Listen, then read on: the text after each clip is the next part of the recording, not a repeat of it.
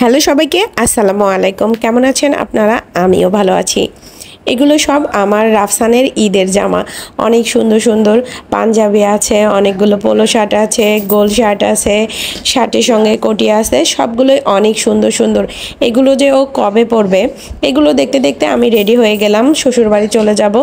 আর ওর মনে দুঃখের ছাপ চলে এসেছে, আমাকে রেডি হওয়া দেখে ও সরতে চাচ্ছে না।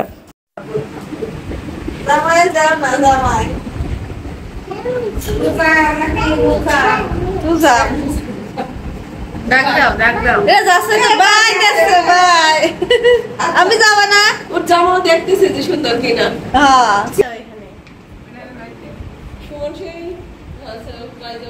খারাপ লাগে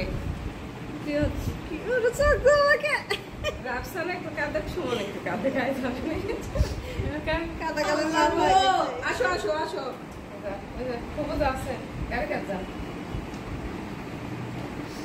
দেখে নাই তো তাই রাগ হয়েছিল। তোমরা সবাই কইছো টাটা রাফসান, টাটা। ওরে বাই টাটা।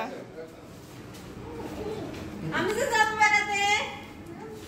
রাফসান আমু কই? আসলে আম্মুর শরীরটা অনেক খারাপ, কয়েকদিন আগে স্ট্রোক করছে, শরীরটা খুবই খারাপ। আমি যখন চলে যাই তখন আম্মু রাস্তা পর্যন্ত যায়, কিন্তু এখন এতটাই শরীর খারাপ সে দরজা পর্যন্ত ঠিক করে আসতে পারতেছে না। তারপরে আমার আর ভালো লাগতেছিল না, আমি আবার ফেরত গিয়ে একটু আম্মুর সঙ্গে দেখা করে আসলাম।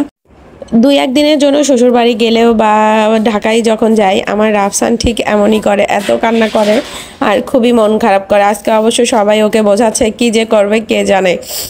যাই হোক, আমার রাফসানকে রেখে যেতে আমার খুবই খারাপ লাগে। 2-1 দিন আমার খুবই কষ্ট হয়, বারবার ওর মুখটাই মনে পড়ে, ও কেমন করেছিল, কেমন করে কান্না করেছিল। আমার মতো সুমনও বলে ওকে কান্না করে রেখে আসতে খুবই কষ্ট হয়, খুবই খারাপ লাগে। কিন্তু এবার দেখতেছি অনেকটাই বুদ্ধি হয়েছে, শুধু মন খারাপ করছে, এত আর চিল্লাচিল্লি করে কাঁদতেছে না। আমরা চাটমোহর থেকে পাবনায় যাওয়ার জন্য সিএনজি নিয়েছি। সিএনজি করে পাবনায় যেতে আমাদের 45 মিনিটের মতো সময় লাগে। এই 45 মিনিটই সিএনজিতে বসে থাকতে খুবই কষ্ট হচ্ছে। এদিকে আমার শরীর খারাপ, সিএনজিতে বাতাস লাগছে আর প্রচুর কাশি হচ্ছে।